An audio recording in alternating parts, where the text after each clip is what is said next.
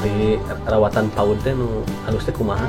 Nu penting masih perawatan PAUD Pak, pakan nawe nu jos.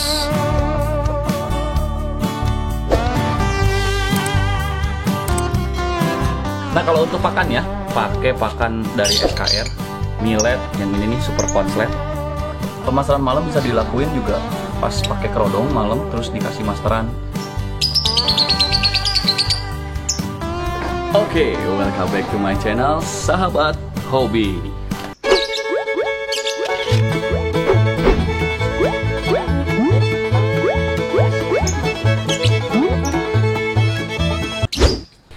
Nah, jadi teman-teman, dari video yang sebelumnya, kalau Sahabat Hobi dikasih burung dari teman-teman SKR, linknya ada di sini, di atas. Nah, kali ini bakal ngasih tips lagi gimana cara rawatan burung lovebird dari bahanan atau dari PAUD atau balibu. Nah, sebenarnya sih kalau untuk rawatan itu udah banyak banget dan setiap orang juga udah punya caranya sendiri atau caranya masing-masing. Tapi kita bakal ngasih tipsnya sesuai dengan yang diajarin sama teman-teman SKR kayak gimana. Ini adalah cara memilih bahan lovebird untuk singing contest atau ekekan. Yang jelas, warna tidak menjadi hal wajib dalam pencarian bahannya. Yang pertama, teman-teman bisa beli bahan anakan lovebird dari terah ngekek. Biasanya dari pemain-pemain di lapang yang punya lovebird terah ngekek.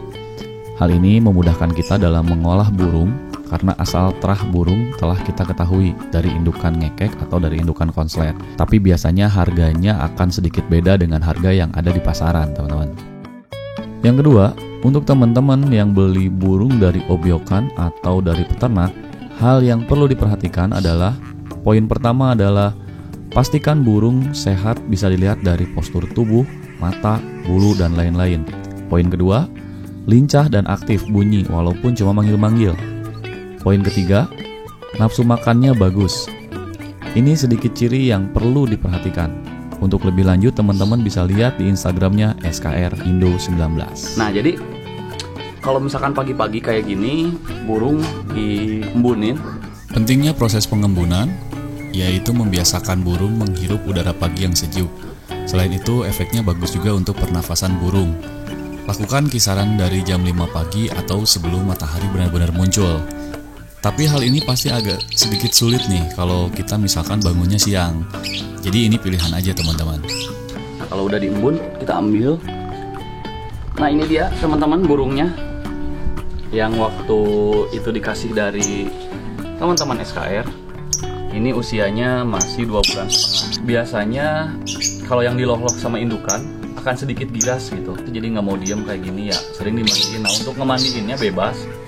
Mau pakai apa yang jelas, pakai semprotannya yang lembut aja. Jadi dimandiin aja, dimandiin.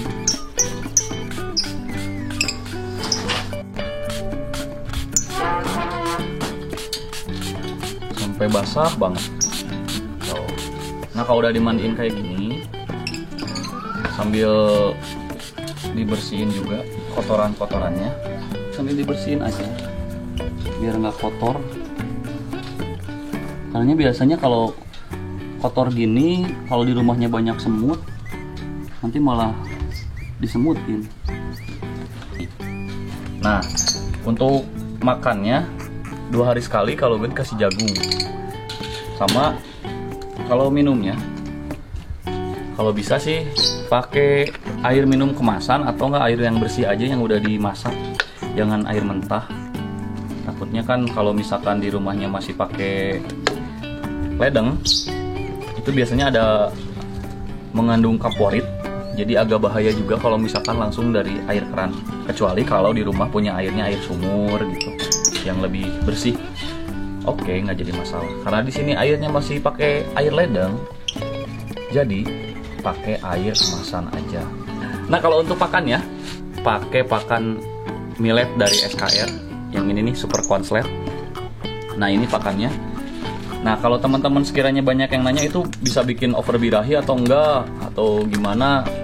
Sebenarnya ini juga bisa dicampur lagi, nanti teman-teman bisa dicampur lagi pakai millet putih biasa. Tapi kalau gue enggak, karena kalau masih balibu kayak gini atau masih PAUD kayak gini memang perlu banyak banget asupan makannya. Nah, ini lihat. Ini apa sih, kandungan-kandungan di dalamnya banyak banget biji-bijiannya. Jadi untuk PAUD sama balibu kayaknya cocok banget buat nambah-nambahin kebutuhan PAUD. Di sini banyak banget tuh. Banyak lah pokoknya. Di video sebelumnya udah pernah dibahas tentang pakan ini ya. Dan untuk PAUD kayaknya cocok dikasih ini tiap hari teman-teman. Nah, dan untuk pakan juga, teman-teman juga banyak pilihan pakan dijualan di tempat burung. Jadi teman-teman bisa pilih sendiri pengen pakannya kayak gimana. Tapi kalau dari kita yang nyaranin sih bagusnya cari pakan yang di biji-bijiannya lengkap gitu, biar burung ngerangsang burung jadi gacor dulu. Dikasihnya kayak gini aja cukup. Nah, sambil udah dimandiin, pakannya dipasangin, dijemur. Tapi kalau gua sendiri dijemurnya cukup sampai bulunya kering. Udah bulunya kering ya udah aja, nggak usah, kasihan juga gitu. Nah, dan jangan lupa kalau untuk PAUD bagusnya jangan diuntul dulu teman-teman. Jadi biarin sendiri dulu sampai nanti gacor gitu. Ini juga udah lumayan sih aktif tuh. Burungnya aktif, jadi bahanan lah gitu. Nah, dibiarin sendiri kayak gini biar apa? Biar dia manggil-manggil terus belajar nyusun lagu. Terus satu lagi teman-teman. Banyak orang yang ngomong kalau misalkan pernah nggak sih lihat lovebird balibu kalau lagi disimpan di rumah terus kayak yang ngantuk, kayak yang tidur terus dia bunyi terus gitu. Sebenarnya kemarin ngobrol-ngobrol sama Kang Yaya juga sama teman-teman SKR, ternyata itu adalah salah satu cara burung muda atau burung balibu ini lagi nyusun lagu teman-teman, atau lagi nyusun suara. Makanya pas banget kalau lagi kondisi seperti itu dikasih masteran. Volumenya jangan terlalu besar, cukup kedengeran aja sama burung biar nanti si burung ini ngikutin. Dan untuk pemasteran malam bisa dilakuin juga pas pakai kerodong malam terus dikasih masteran. Itu juga salah satu pengaruh biar burung makin rajin buat ngekek teman-teman. Nah, jadi faktor penentu cara rawatan lovebird balibu atau lovebird PAUD itu sebenarnya yang pertama itu dari konsisten kita ngurusnya. Jadi kalau misalkan mandi pagi, maka tiap hari mandinya harus pagi. Terus kalau misalkan terbiasa mandinya malam, ya mandi malam terus. Mungkin konsisten dari pemandian, karena memang usia lovebird PAUD itu sedang masa pertumbuhan dari mulai bulu sama segalanya lah pokoknya. Nah, yang kedua masalah pakan teman-teman. Nah, pakan ini penting kenapa? Karena lovebird PAUD ini sangat perlu sekali jenis-jenis biji-bijian yang lengkap gitu. Karena lagi tahap pertumbuhan, jadi butuh banyak asupan gizinya. Nah, yang ketiganya adalah extra fooding. Extra foodingnya teman-teman bisa disesuaikan. Kalau misalkan nggak suka jagung, bisa diganti pakai kangkung atau pakai sayur-sayuran yang lain, ya itu terserah teman-teman. Dan banyak banget lah istilahnya yang rekomendasiin. Terus sama penjemuran pun kalau menurut saya pribadi jangan terlalu lama, jadi jangan terlalu dipenterang banget gitu ya. Cukup 15 menit lah, paling maksimal 30 menit lah udah maksimal buat penjemurannya. Dan yang kelimanya adalah pemasteran teman-teman. Makanya yang punya burung lovebird di rumah gacor terus konslet beruntung sekali. Karena apa? Karena si PAUD ini bakal dimaster secara alami. Idenya sih kalau buat pemasteran lebih bagus pemasteran yang sesuai dengan karakter burung. Kalau misalkan kelihatan burungnya gacor, ya cari pemasteran yang burung gacor. Nah, kalau burung fighter, kalau bisa pakai burung fighter.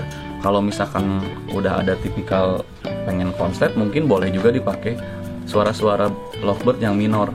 Nah, itu pun salah satu rawatan efektif untuk lovebird. Paling kayak gitu teman-teman. Oke.